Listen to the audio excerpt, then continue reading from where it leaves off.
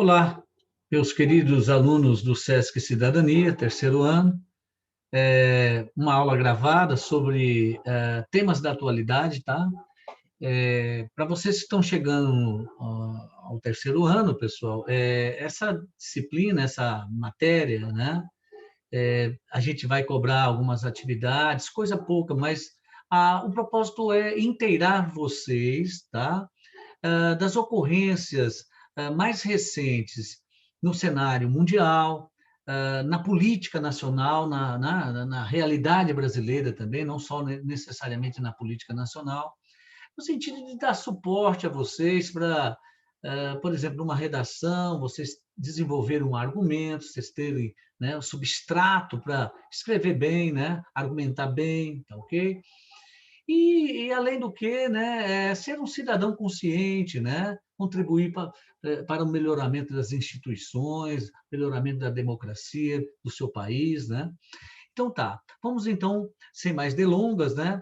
Eu escolhi dois temas, pessoal, muito recentes, né, para a gente começar então a nossa primeira aula de atualidades, ok? Ah, então, vamos que vamos, né? Primeiro dos temas, pessoal, sobre as eleições para a presidência da Câmara Federal e do Senado da República, né? Agora, no dia 1º de, desculpa, 1º de fevereiro agora desse ano, há poucos dias atrás, né? E nós vamos ter a vitória, vamos assim dizer, política do presidente Jair Bolsonaro, que, de certa forma, participou, sim, né, dessa escolha de candidatos, ele teve, né, manifestado a sua preferência, e os candidatos do presidente Bolsonaro ganharam, tá? Ganharam para a Câmara Federal, para o Senado, de maneira que Bolsonaro tem agora uma certa facilidade em negociar, né, com o Congresso Nacional, com as presidências sendo alinhadas a ele. Bom, o primeiro tema que eu vou desenvolver de forma sucinta é a aproximação de Bolsonaro, a sua vitória política, né, mas a sua aproximação ao chamado Centrão, né, ao denominado pela alcunha como Centrão. Nós vamos analisar o que seria o Centrão dentro do jogo político do Congresso Nacional. E um segundo tema, pessoal, que se não der para trabalhar nessa aula, né, porque eu tenho tempo limitado de gravação, é a vitória do Biden, né, e como é que fica a relação Brasil e Estados Unidos nesse novo governo que se inicia nos Estados Unidos, né, sendo que o presidente Jair Bolsonaro tinha uma preferência, né, e ele não escondia isso, pela reeleição do Trump, que perdeu, né?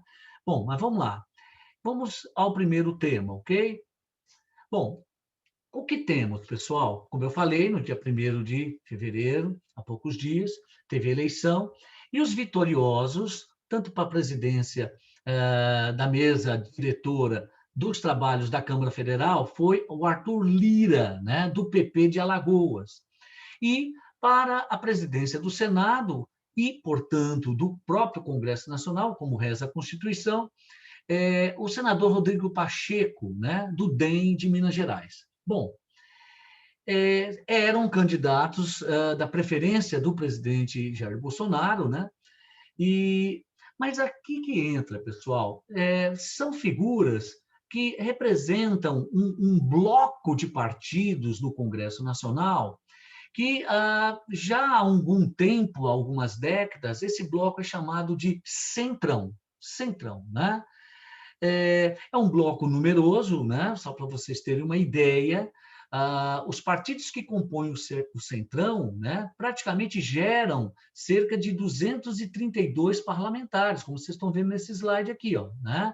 Esses tantos partidos que formam o Centrão oferece o apoio, vamos assim dizer, ao governo, né, se é que fecha aí uma aliança entre o governo e o bloco do Centrão, a vantagem do presidente ter, para aprovar seus projetos de seu interesse do Planalto, né, 232. Mas tem um detalhe, pessoal, e aqui a gente entra. Por que o Centrão virou palavrão? É uma frase que está meio que brincando com a ideia, mas é mais ou menos isso, né? Por que que quando um cientista político, né, alguém que acompanha muito de perto a política nacional, o jogo ali dentro do Congresso Nacional, quando fala centrão, eles já entortam a cara. Opa! Né? Então, vejamos, pessoal, é, o Centrão, primeira coisa, ele compõe um grupo de partidos, né, que não tem muita posição político-ideológica muito bem definida. Né? Vai de 13 a 15, 16 partidos. Né? Você tem o Centrão mais tradicional, né, em torno aí do PP, desses partidos, o PP, os Republicanos, Solidariedade, o PTB, né? E tem alguns outros partidos que, em muitos momentos, se associa ao bloco do centrão tradicional, né? Que é o PSD, setores do MDB, do DEM, né? Do PROS, dos Patriotas, tá? Então, forma um grupo muito grande de partidos. O Brasil, vocês sabem que tem esse problema sério. O Brasil tem muitos partidos políticos, partidos que muitos têm até característica de partido de aluguel, são partidos nanicos, né? Bom, mas enfim, o Centrão é isso. Outra coisa, os representantes do Centrão, geralmente eles não têm algo definido como posicionamento ideológico, né? Bandeiras políticas, temáticas, não muito, né? Geralmente eles falam, olha, eu não sou nem de esquerda, nem de direita, eu não sou de centro-esquerda, nem de centro-direita, eu sou eu, né? Eu sou um independente, né? Aí que tá, tudo bem. Então, inclusive, pessoal, a gente sabe que no espaço democrático você tem partidos de esquerda, partidos de direita, partidos de centro, né? Esses partidos de centro é o centrão? Não, não. O centrão não é os partidos de centro. O centrão é o centrão, sabe? O centrão é outra coisa, né? Outra coisa também, pessoal, esse conglomerado de partidos, né, que formam o centrão, que eu mencionei alguns aqui, são partidos que, tradicionalmente, eles são muito facilmente cooptados pelo governo que está em exercício, pelo presidente da República. A qualquer aceno, esses partidos, eles querem principalmente cargos nos ministérios, né? Cargos de subsecretarias, né? Órgãos estatais, né? Cargos de primeiro e segundo escalão, tá? São partidos que trabalham muito, segundo a tradição, né, recente da história política brasileira, são partidos que trabalham muito a lógica do toma lá, dá cá, né? Ou mesmo aquela frase que a gente lembra São Francisco de Assis, né? É dando que se recebe, né? Ou seja, eu dou o apoio ao governo desde que ou até quando o governo atender os nossos interesses, com cargos, verbas, etc, etc. Né? Pois então, pessoal, e outra coisa, o Centrão ele tem uma história conturbada na história recente do Brasil. Né? O Centrão ele começa ali na Assembleia Nacional Constituinte, né? Em 87, beirando 88, quando da promulgação da Carta da Constituição de 88. Né? Aí veio logo o governo Sarney, ou melhor, veio logo não, durante o governo Sarney, o Centrão, né, esteve presente muito forte no governo Sarney. Sarney foi, se brincar, o presidente que mais fez concessões a esse bloco do Centrão, né? Ministérios, concessão de rádio e TV, verbas à vontade para os deputados ligados ao Centrão, né? Para suas bases eleitorais. Né? Aí veio o governo do Fernando Collor de Mello. Tá? Collor ele não amarrou muito com o Centrão. Né? E aí abriu-se uma CPI que terminou investigando. O presidente Collor demonstrou fortes indícios realmente de ter usado dinheiro de desvio, né, de grana pública, tal, tal. Bom, enfim, o Centrão apoiou o impeachment do presidente Collor. Né? No governo que se seguiu, do Itamar Franco, né, que foi apenas para terminar o mandato do Collor, né, porque ele era vice do Collor, o Centrão não pôde muito se articular com o governo do Itamar, porque estourou um escândalo, né, que durou meses, né, que foi o escândalo dos anões do orçamento, né, envolvendo, inclusive, figurinhas muito fortes do Centrão. Né? E aí o Centrão meio que ficou tímido, né, no sentido de se aproximar do governo Itamar por conta da CPI dos anões do orçamento. Logo em seguida veio o quê? Veio a era Fernando Henrique Cardoso. Fernando Henrique Cardoso, ora se aproximava e ora se distanciava do Centrão. Né? Por exemplo, ele conseguiu aprovar o projeto da reeleição, né? Até então o presidente da República só cumpria 4 anos de mandato, mas na era Fernando Henrique ele consegue aprovar o projeto da reeleição, inclusive ele é reeleito, né? Com apoio do Centrão. Né? A grande reforma da Previdência, né? A ampla reforma que se deu na era Fernando Henrique, com apoio total e irrestrito do Centrão. Né? Logicamente que Fernando Henrique teve que alojar, né, o pessoal do Centrão nos cargos públicos, né, no primeiro escalão, segundo e tal, tal. Logo depois veio a era Lula. Nos 2 mandatos do presidente Lula, o Centrão também teve muito presente. Né? Lula fez uma guinada, se aproximando muito do Centrão, inclusive estourou para o Brasil inteiro, né, o chamado mensalão. Né?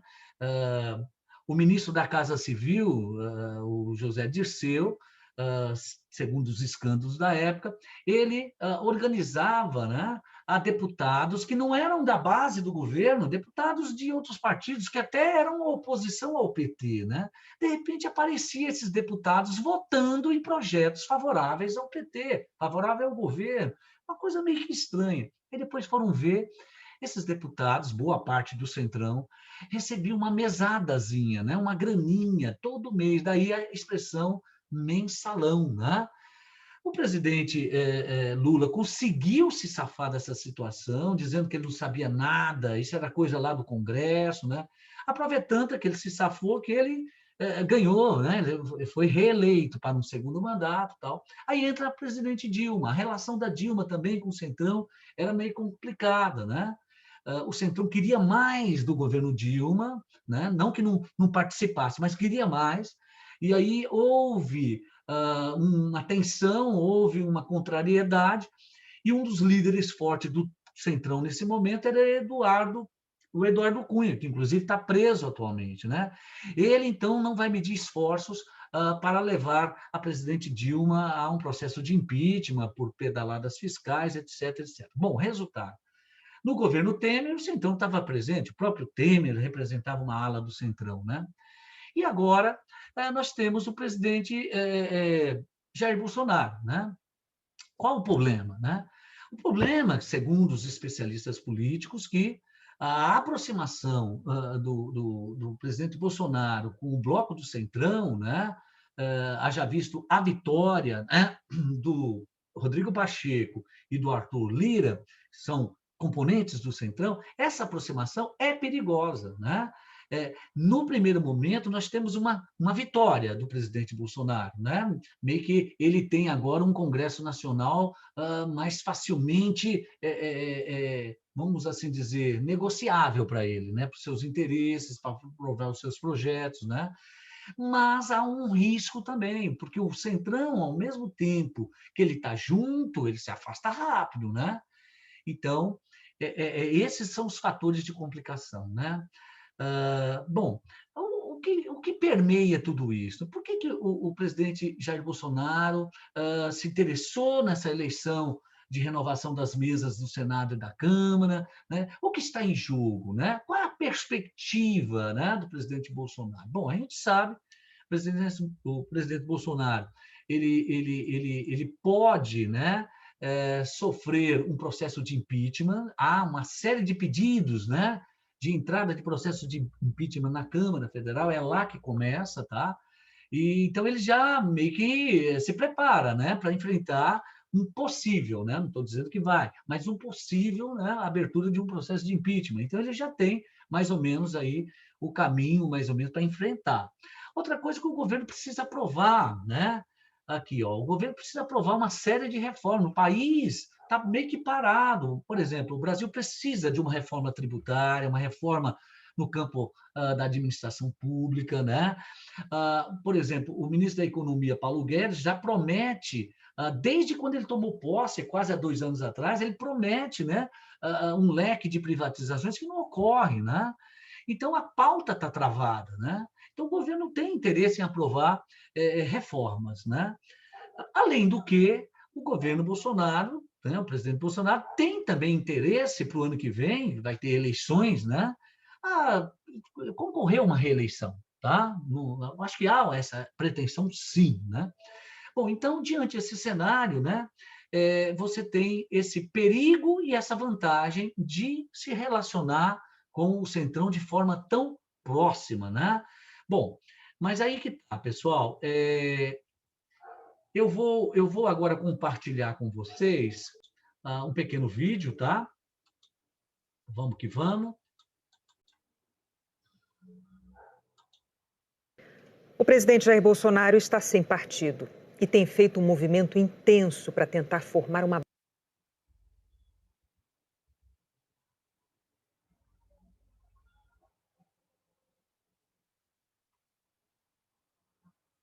A minha internet aqui deu uma pifada, pessoal. Base de apoio no Congresso. Para isso, o presidente tem se reunido com parlamentares, na maioria do grupo conhecido como Centrão.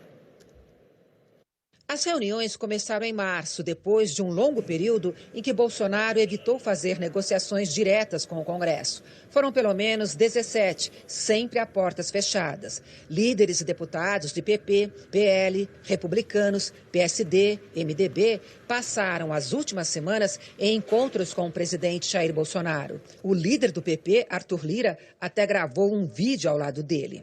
Tamo junto, hein? Valeu. Juntos, segundo líderes de partidos do chamado Centrão, para enfrentar a pandemia do novo coronavírus. Dizem ainda que a atual crise reforça a necessidade de uma aliança em torno do presidente. O Centrão já participou da base de outros governos, como Dilma Rousseff e Michel Temer, muitas vezes trocando cargos por apoio. Bolsonaro foi eleito negando e criticando o que chamava de velha política, o toma lá da cá.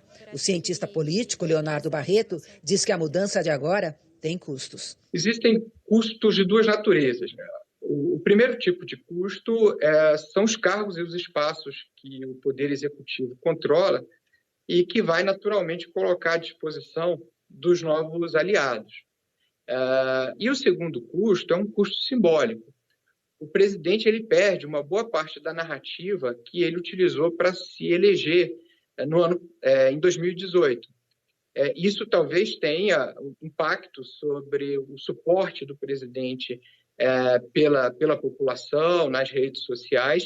Hoje, o vice-presidente Hamilton Mourão falou sobre a aproximação do presidente com o Centrão. Disse que o país vive uma crise política por causa do grande número de partidos. Afirmou que Bolsonaro assumiu tentando se aproximar das bancadas temáticas, formando maiorias provisórias, mas que agora entendeu que precisa se aproximar dos partidos. Mourão defendeu a atitude do presidente. O presidente já entendeu que tem que mudar algumas características desse relacionamento com o Congresso, vem realizando aí a sua aproximação com os diversos partidos políticos. Não adianta as pessoas ficarem condenando, o presidente vai ficar refém do Centrão, vai se aproximar. Não, a gente tem que lidar com os partidos e buscar extrair o melhor de cada um deles. O presidente tomou o café da manhã com deputados do PSL, partido pelo qual foi eleito. 25 parlamentares do PSL que ainda o apoiam com fidelidade, discutindo o atual cenário político. Se fechar com o Centrão, Bolsonaro, que hoje está sem legenda, terá um apoio em torno de 200 deputados, mais que o necessário, por exemplo, para barrar um processo de impeachment. O Partido Novo, que esteve ao lado do governo na reforma da Previdência, agora questiona a aproximação de Bolsonaro com o Centrão. A gente não vê nenhum problema na aproximação do governo com partidos políticos e com o parlamento. Inclusive, isso é saudável. A grande questão é com quem e por quê e o que vai ter em troca. O presidente da Câmara, Rodrigo Maia, do Democratas, foi questionado sobre as críticas feitas pelo governo ao parlamento, ao mesmo tempo em que tenta se aproximar de partidos. Quem tem que explicar é o governo, né? Quem fez as críticas foi o governo, quem tem que explicar as suas relações são o governo, são os membros do governo. Eu acho que O diálogo é sempre importante, né? O governo escolhe com quem dialoga, né? Se no passado fez críticas, cada um precisa ter as condições de explicar, até porque essa pergunta ela precisa ser feita ao governo. A nossa função aqui é esclarecer as coisas. O deputado Rodrigo Maia está... Bom, pessoal, o William Bonner vai falar da questão do deputado Rodrigo Maia está com a máscara, né, no pescoço, né, que não é aconselhável. É só isso, esse finalzinho. Então, o importante desse vídeo eu já passei, e a gente retorna, né, aos slides. Vamos que vamos. Pois então, pessoal, vamos continuar aqui. Deixa eu ampliar aqui rapidinho. Pois então, essas reformas, como eu já falei, né? Mas aí fica algumas perguntas no ar, tá? Algumas perguntas no ar. Primeira pergunta, pessoal. Nessa aproximação do presidente Jair Bolsonaro com esse bloco de partidos, denominado de Centrão, né? Que é um bloco que apoia, mas quer cargos, quer verbas, né? Bom, primeira coisa, quais os limites dessa aproximação do presidente Bolsonaro com o bloco do Centrão, né? Vai ser, de fato, oferecido ministérios, cargos em estatais, né? Não se sabe, né? Alguns falam que o presidente Bolsonaro teria dito de criar alguns ministérios, tal, fazer uma reforma administrativa, né? Ou, desculpa, uma reforma ministerial e tudo. Então, fica para ver daqui a pouco, né? No passar da carruagem. A segunda pergunta, né, que fica no ar, como fica, né, os apoiadores do governo Bolsonaro, os apoiadores de primeira hora, né, os chamados bolsonaristas, né, como ficam eles diante a contradição, né, do discurso do candidato Bolsonaro, né? O presidente Jair Bolsonaro, ele ganhou por uma série de fatores, mas pelo discurso também da nova política, né? Ele dizendo que ele representava a nova política, né? Que ele não iria fazer um governo do toma lá da cá, não é? Inclusive, né, teria o general Heleno feito até uma piadinha, né? Ele usando uma frase de um samba do Bezerra da Silva, um samba antigo, né? Se gritar, pega ladrão, né? Não fica um, meu irmão.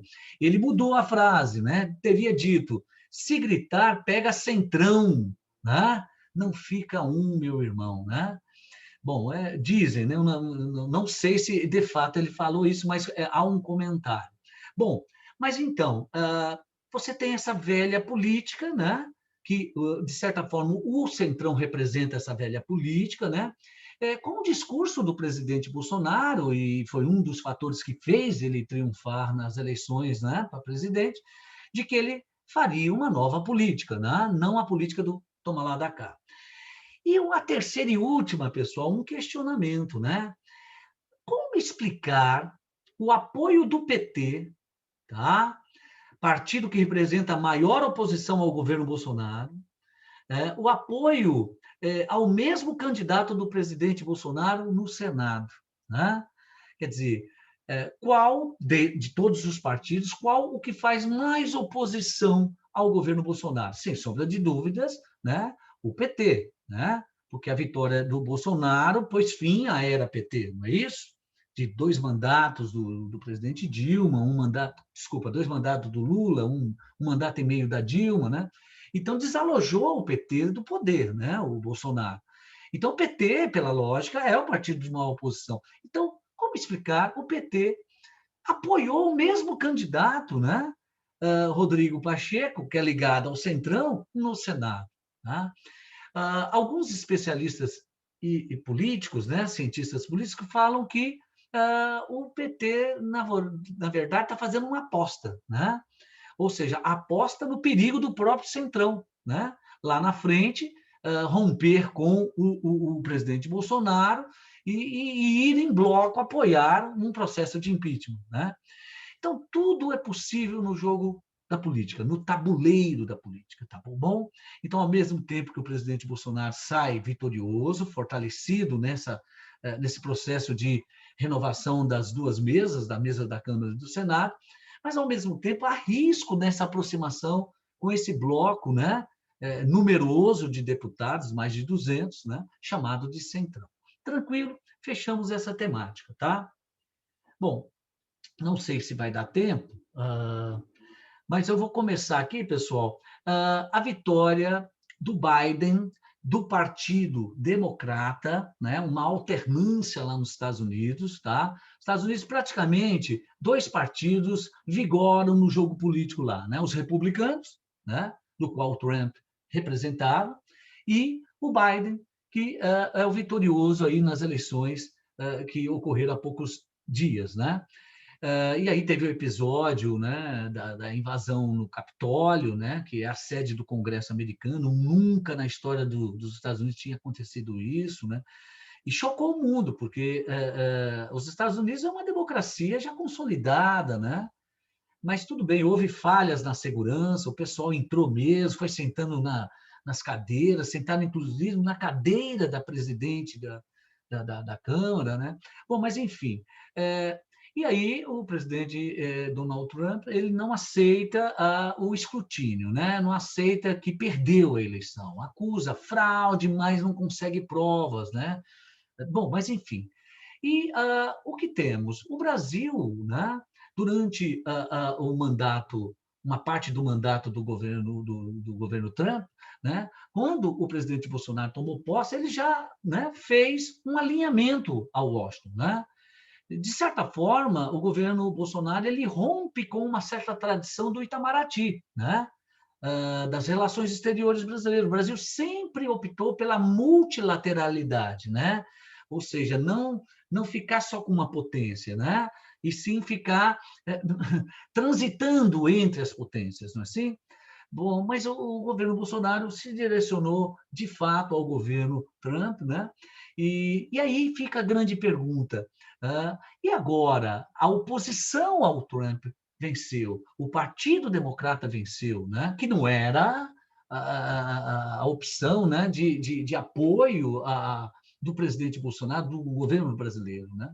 Como é que ficariam agora as relações entre Brasil e governo do Biden, tá ok? Como não vai sobrar muito tempo para eu comentar, só fiz essa introdução, eu quero colocar um pequeno vídeo, tá? Da correspondente da BBC, a Mariana Sanches, né? Muito preparada, onde ela vai comentar. Se eu interromper, é porque meu tempo de gravação, pessoal, extinguiu, tá? Acabou, tá ok? Mas, então, vamos que vamos, né? Vamos ouvir a correspondente Mariana, tá ok?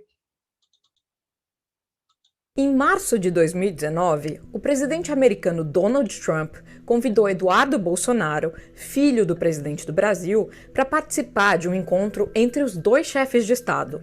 Mais do que uma quebra de protocolo, a presença de Eduardo no Salão Oval da Casa Branca demonstrou o grau de proximidade pessoal que a família Bolsonaro tinha com o presidente dos Estados Unidos. Mas com a chegada de Joe Biden ao poder, é bem improvável que uma cena como essa se repita.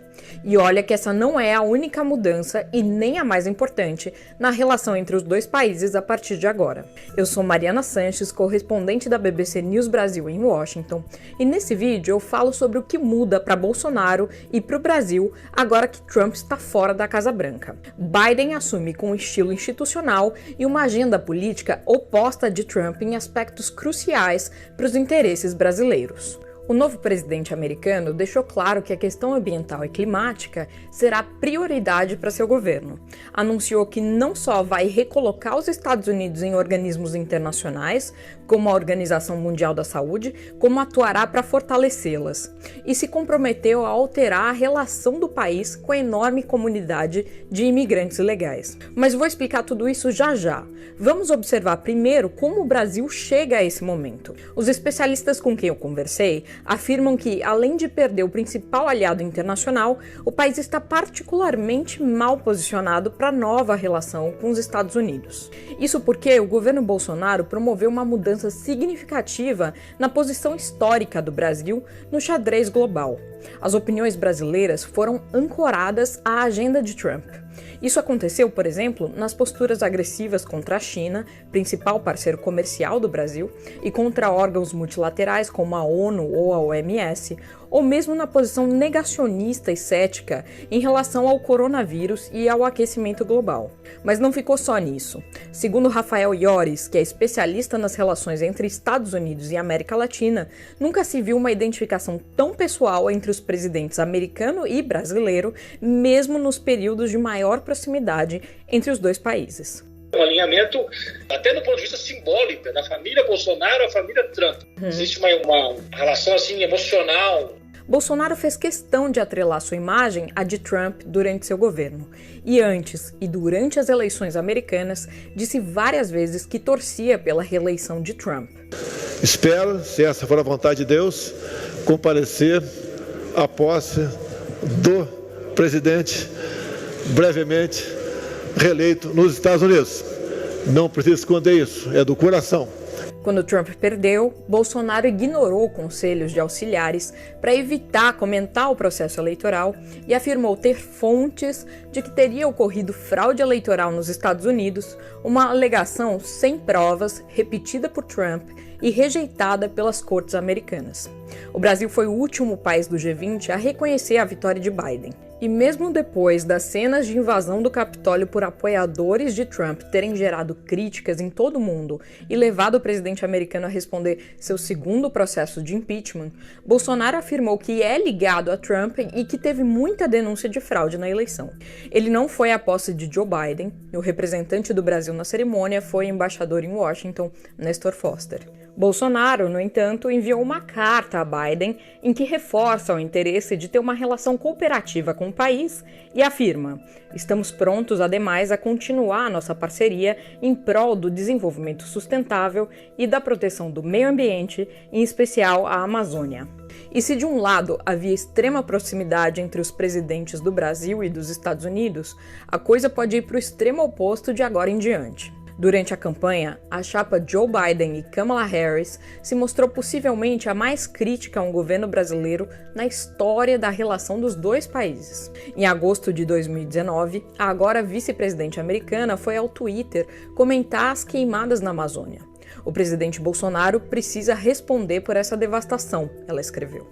Meses depois, em março de 2020, Biden disse em uma entrevista: o presidente Bolsonaro precisa saber que se o Brasil falhar na sua tarefa de guardião da floresta amazônica, o meu governo irá congregar o mundo e garantir que o meio ambiente esteja protegido.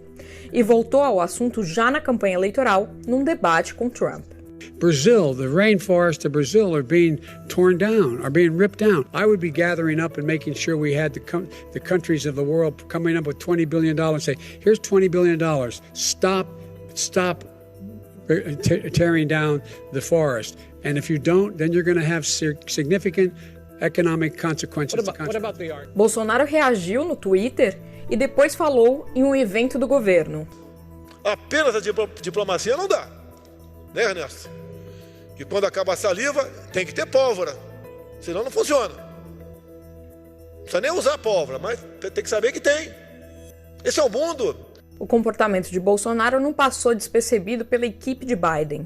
Em 17 de dezembro, dia em que foi indicada para a Secretaria de Interior de Biden, Debbie Haaland afirmou para mim em uma nota por e-mail: continuaremos colocando Bolsonaro na fogueira enquanto ele cometer violações dos direitos humanos, seguir no esforço para destruir a floresta amazônica e colocar nosso planeta em um risco de desastre climático ainda maior. Vocês devem ter percebido que a questão ambiental é chave nisso, né? Como eu expliquei no vídeo que publicamos essa semana sobre a era Trump, os especialistas veem nas medidas de Trump em relação ao meio ambiente uma espécie de modelo para Bolsonaro. E foi além disso. Ele protegeu o colega brasileiro de reprimendas internacionais por causa dos incêndios na Amazônia, por exemplo. Mas tudo deve mudar agora, e isso tem um impacto direto na economia. O Brasil tem, por exemplo, se esforçado para obter um acordo de livre comércio com os americanos. Mas para uma parte do empresariado hoje, a chance de choque entre os governos é maior do que a de novos acordos bilaterais. Isso porque os democratas tendem a exigir a inclusão de cláusulas de proteção ambiental e de direitos humanos para fechar qualquer nova negociação. E o Brasil acabou de registrar o período de maior desmatamento da Amazônia em 12 anos. Os especialistas que falaram comigo não acreditam em uma mudança profunda na política ambiental brasileira. Mas Abraão Arabi Neto, que é vice-presidente executivo da Câmara Americana de Comércio no Brasil, acha que existe um caminho. Ele lembra que o Brasil esteve por muito tempo na vanguarda de tecnologias sustentáveis e que o setor privado teria condições e interesse de mostrar que pode se adequar. Não há dúvida alguma que a pauta de sustentabilidade ganha o centro da agenda de política externa dos Estados Unidos e terá uma interação direta com a agenda econômica comercial. Se nos últimos 4 anos não havia essa conexão direta entre sustentabilidade, preservação ambiental e agenda de comércio, esse é um cenário que ficou para trás. Há ainda espaço e tempo útil para se tentar construir uma agenda que seja de cooperação. Mas não só os futuros acordos estão em risco, tratados que já foram assinados também. Um exemplo é o Acordo de Salvaguardas Tecnológicas, firmado em 2019 após quase 20 anos de negociação e que agora pode ter problemas na implementação. Pelo acordo, os Estados Unidos poderiam explorar comercialmente a base espacial de Alcântara, no Maranhão. Mas para isso, seria necessário remover comunidades quilombolas que reivindicam a área em um processo de demarcação que nunca foi finalizado. Durante a campanha de 2018, Bolsonaro prometeu que não demarcaria nem mais 1 centímetro quadrado de reserva indígena e, quando era parlamentar, afirmou que integrantes de uma comunidade quilombola não serviam nem para reprodutores. Democratas tentaram, no fim do ano passado, impedir a aprovação de orçamento público dos Estados Unidos destinado à base justamente pelo custo humano, mas não conseguiram. E só para mostrar como o clima é outro, John Kerry, que foi nomeado por Biden enviado especial de mudanças climáticas para o Conselho de Segurança Nacional, fez um discurso homenageando a líder indígena Alessandra Corapi Munduruku, que recebeu o prêmio Robert F. Kennedy de Direitos Humanos. Ela ficou conhecida ao pedir a expulsão de garimpeiros das terras de seu povo e ser ameaçada de morte por isso. A líder tem denunciado que desde a chegada ao poder de Bolsonaro, a situação das populações nativas se deteriorou. Eu só estou interrompendo, porque meu tempo aqui já está exíguo, né? E eu preciso finalizar. Pessoal, então, não deu, eu posso retomar essa mesma temática na próxima aula de atualidades, tá? O que falta ainda trabalhar, mas por hora é isso, tá, pessoal? Um abraço a todos, tá? Essa aula está sendo colocado o link para vocês acessar o meu canalzinho do YouTube, tá? Estou colocando lá na plataforma do Teams, tá? Pessoal, um abraço a todos, tá? E até mais.